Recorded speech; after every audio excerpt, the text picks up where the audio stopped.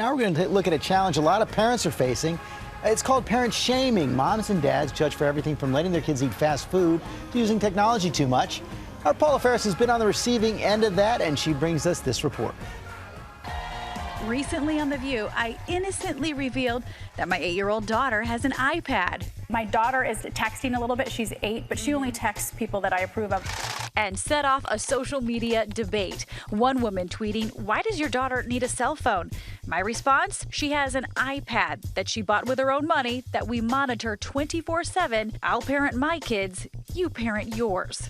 That exchange is a reminder of just how much we as parents are under the microscope, and I'm hardly alone. Ryan Reynolds publicly criticized for how he wore his baby carrier. Alicia Silverstone condemned for posting a video of herself feeding her baby food that she had pre-chewed. More examples of parent shaming, the act of criticizing parents, even calling authorities for actions that meant and caused no real harm.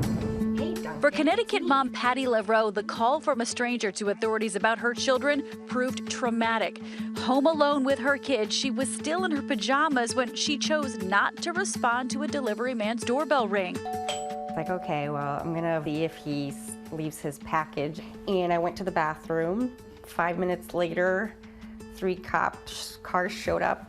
Patty notes her children had been watching TV, but the delivery man, assuming something was wrong, called police. I was mortified. I thought I was gonna get arrested. Nationally, calls to authorities about kids are on the rise. According to Child Protective Services data, calls to report possible cases of child abuse are up to 3.5 million a year. That's an increase of nearly 12% since 2009. But the cases of actual abuse are down 4% to 679,000, meaning the overwhelming majority of calls placed to CPS are without merit.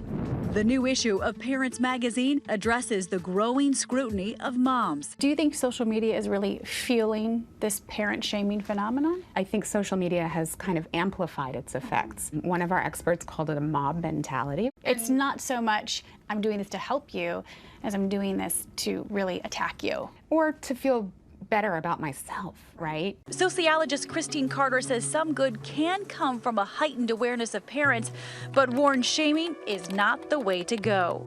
These are things that lead to our own feelings of temporary superiority, but that are not behaviors that are helpful to society at all. Patty says she's still recovering from the morning police were called to her house. Seeing that her children were safe, the police left, but the situations made her uneasy. People shouldn't be looking for if something was wrong. They should just mind their own business. For Good Morning America, Paula Ferris, ABC News, New York.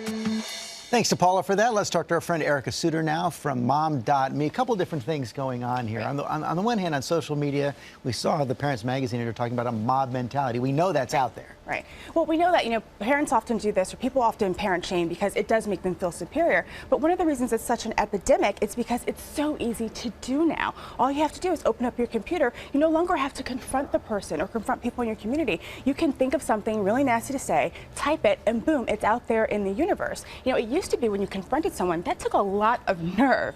Now you can just attack, and there aren't really those consequences. And even be anonymous. That's very different, though, from actually going to authorities and turning someone in. I was shocked by those numbers there.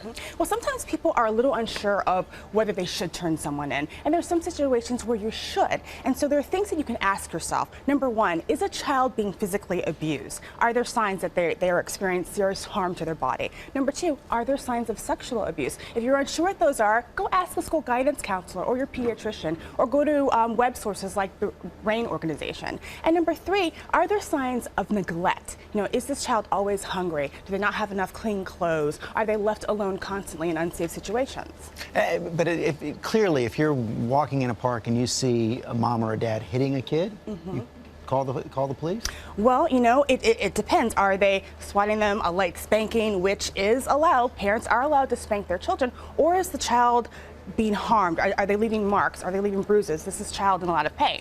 So those are things you have to take into consideration when you see a situation like that. And what are some of the positive things we can do in these situations? Yeah. Well, think about, a lot of moms tell us they wish that people would think about how they would feel if someone were to write a nasty thing online or to call the police for an unwarranted situation. And number two, acknowledge the fact that no one's a perfect parent and people make mistakes, and it can happen to you too. And number three, if you're going to go online and you're going to rip apart some mom for something that seems very innocuous or silly, I like to fall back to what my mom and my grandmother told me. If you don't have something nice to say, don't say anything at all. Amen to that. Erica Sitter.